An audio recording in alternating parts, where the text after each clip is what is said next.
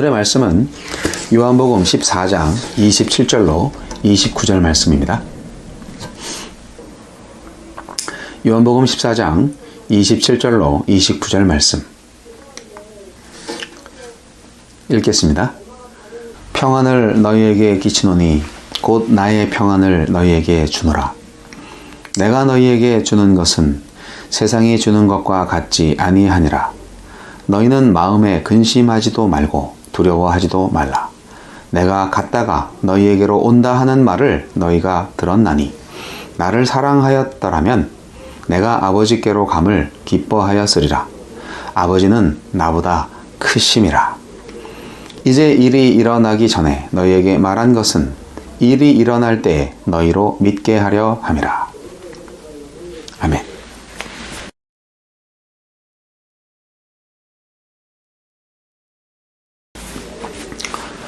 요한복음서는 구원을 얻기 위한 길로 시종일관 믿음에 대해서 강조하고 있습니다. 요한복음의 대주제는 무엇일까요? 영생입니다. 영생을 얻기 위해서는 무엇이 필요합니까? 바로 믿음이 필요합니다. 요한복음서에는 믿지 않는 자와 믿는 자의 모습이 확실히 대조됩니다. 예수님의 말씀에 대해서 믿는 사람들이 있었고 믿지 않는 사람들이 있었습니다. 믿음이란 무엇입니까? 믿음은 예수님께 대한 신앙의 결단을 의미합니다. 하나님과 예수 그리스도에 대한 믿음의 결단 말입니다.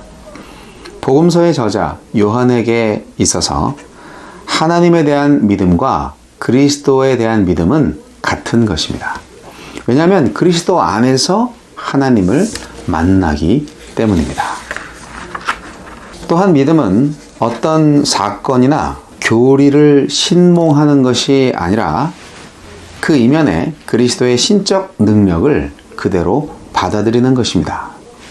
그러니까 믿음이란 게 예수님의 표적을 보고서도 잠깐 불타오를 수 있지만 표적 자체에 의해 생긴 믿음은 참 믿음으로 계속 나아갈 수 있도록 하는 초보적인 믿음에 불과한 겁니다. 구원을 위한 인간의 결정적인 발걸음은 보는 것이 필요 없는 무조건적인 믿음이고 절대적인 믿음이고 완전히 전향적인 믿음입니다.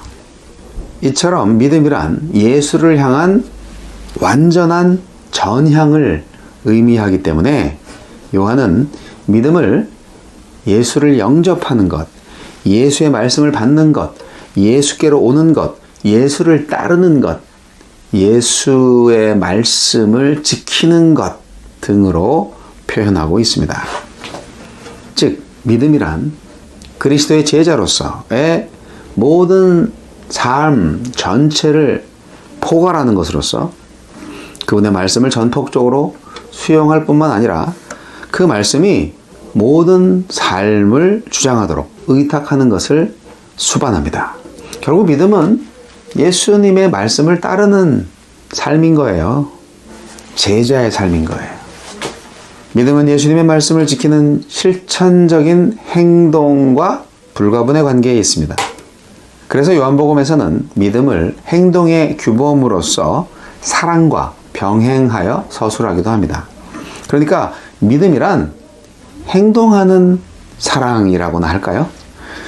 요한은 자주 사랑하라고 권면하고 있으며 이 사랑은 하나님과 그리스도에 대한 사랑이 중심을 이루며 이것은 형제에 대한 사랑으로 직결됩니다. 이와 같이 예수 그리스도를 믿는 믿음과 형제에 대한 사랑은 아주 밀접하게 결합됨으로써 믿는 자가 사랑을 나타낼 때야만 오직 참 믿음을 가진 자가 되는 것입니다. 따라서 그리스도인의 믿음은 사랑으로 증명되고 사랑을 통해 믿음을 인정받게 되는 것입니다. 믿음과 사랑은 불가분의 관계입니다. 사랑이 없는 사람은 믿음도 없는 사람이에요. 예수님은 제자들에게 마음에 근심하지 말고 두려워하지 말라고 말씀하셨는데요. 그렇다면 이제 근심하거나 두려워할 만한 일이 생긴다는 거잖아요. 그쵸? 내가 이제 아버지께 갔다가 올 건데 내가 간다고 두려워하지 말고 근심하지 말아라. 그 말씀이잖아요. 그런데 나를 사랑하였더라면 내가 아버지께로 감을 기뻐하였으리라. 아버지는 나보다 크심이라 라고 말씀하셨어요. 이 말씀에서 나를 사랑하였더라면을 나를 믿었더라면으로 바꾸면 어때요? 더 의미가 확실하게 되지 않나요? 이런 표현을 통해서 우리는 믿음과 사랑이 같은 의미와 같은 기능과 같은 목적으로 사용되고 있다는 것을 알 수 있습니다. 여러분, 믿음이 있으십니까? 여러분, 사랑하십니까? 하나님을 사랑하고 그리스도를 사랑하시나요? 형제자매를 사랑하시나요? 만약 사랑하신다면 믿음이 있으신 겁니다. 그러니까 믿음이란 고정적이고 고착적인 관념이 아니라 끊임없이 진보할 수 있는 동적, 정적 요소들을 다 내포하고 있는 하나님과 인간 사이의 상호 관계적 개념이라는 것을 이해하셔야 합니다.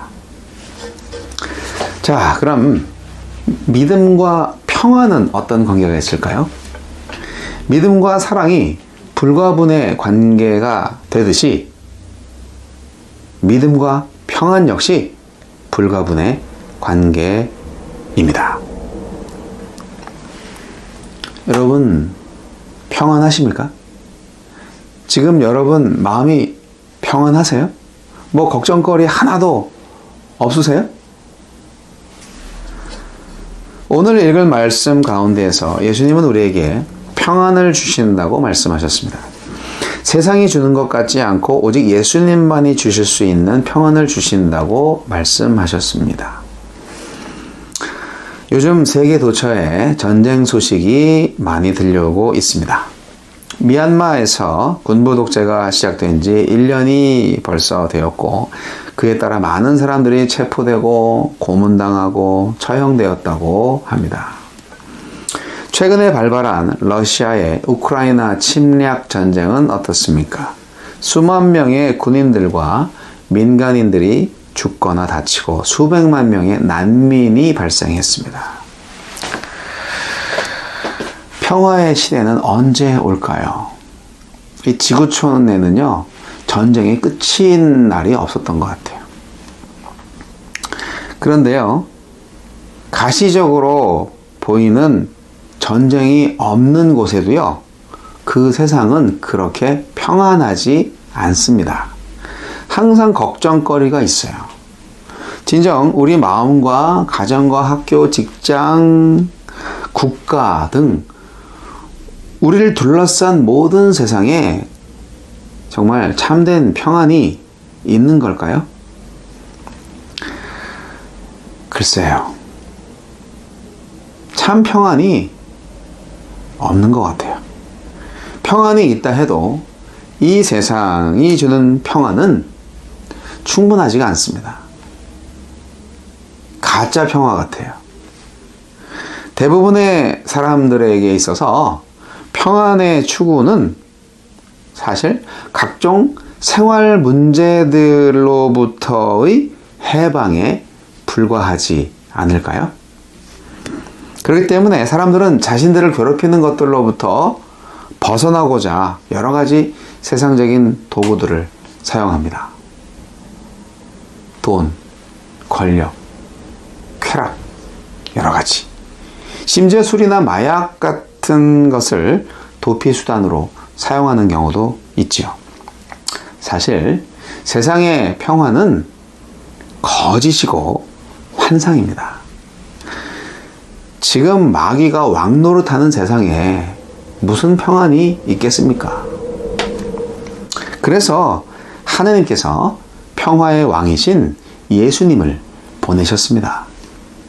평안을 너희에게 끼치노니 곧 나의 평안을 너희에게 주노라. 여기서 나의 평안에 주목하세요. 평안을 주시는 분은 인간이 아니라 예수 그리스도이십니다. 그리스도께서 주시는 평안은 위에서 주시는 평안으로 세상이 주는 평안과 다릅니다.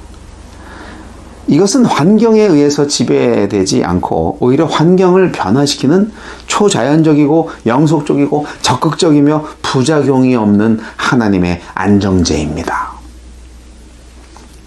이 평안은 골고다 언덕에 폭풍이 지나간 후에 마음의 고요함입니다.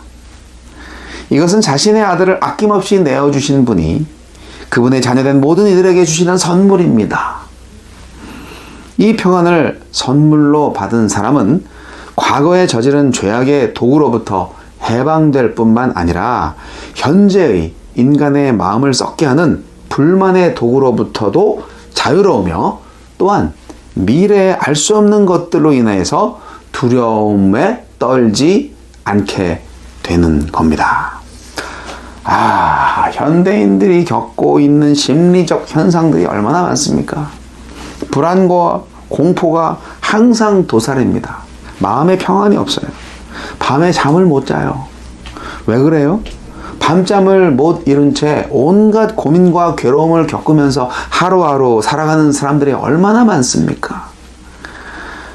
왜 그럴까요? 자신들의 존재를 알지 못해서 그래요. 자신들이 누구인지, 어디로부터 와서 어디로 가는지 몰라서 그래요. 밤에 잠을 잘 못 자는 사람은 만일 여러분이 불안에 떨고 있다면 그것은 여러분이 하나님을 확고하게 신뢰하고 있지 않기 때문입니다. 그것은 여러분이 그분의 평안의 약속을 진심으로 믿지 않고 있기 때문입니다. 불안이나 걱정이 현재의 상황 때문에 생기는 일은 극히 드물어요. 대개의 경우 그것들은 과거나 미래에 대한 걱정과 두려움입니다. 정말 많은 사람들이 앞으로 일어날지도 모르는 일에 대해서 걱정을 합니다. 또 어떤 사람은 과거의 일을 가지고 불안에 떨어요. 그러나 분명 과거나 미래 모두 하나님의 손안에 있습니다. 하나님은 미래에 우리에게 필요한 것들을 다 공급해 주시겠다고 약속하셨습니다. 그리고 우리의 과거를 다 용서해 주셨어요. 사랑하는 성도 여러분, 내일이나 어제에 대해서 걱정하지 마십시오. 예수님은 한낱 괴로움은 그날에 족하니라 그렇게 말씀하셨습니다. 자연인은 하나님과의 사이에 평안이 없습니다. 우리가 이 세상에 올 때 우리는 하나님과 적대적인 관계에 놓인 상태에서 태어납니다. 왜냐하면 우리는 아담의 타락으로 인해서 시작된 하나님에 대한 반역에 동참했기 때문입니다. 그러나 우리가 예수 그리스도를 영접하게 되면 우리는 더 이상 하나님의 적이 아닙니다. 이는 예수 그리스도께서 십자가의 대속의 죽음을 통하여서 우리와 하나님 사이에 불화 관계를 청산하셨기 때문입니다. 그분이 화목제로 바쳐지셨잖아요. 하나님께서 그 제물을 받으시고 우리 인간과 화목하게 되셨잖아요. 따라서 하느님과의 평화로운 관계를 이룬 신자들은 주님께서 약속하신 평안을 선물로 받게 됩니다. 하느님과의 평화로운 관계를 맺지 못한 사람은 진정 하느님의 평안을 얻을 수 없습니다. 믿음을 가지세요. 하나님과 그리스도를 믿으세요. 믿으시면 평안이 옵니다. 오늘 밤 푹 주무세요. 내일 밤도요. 기도하겠습니다. 주여,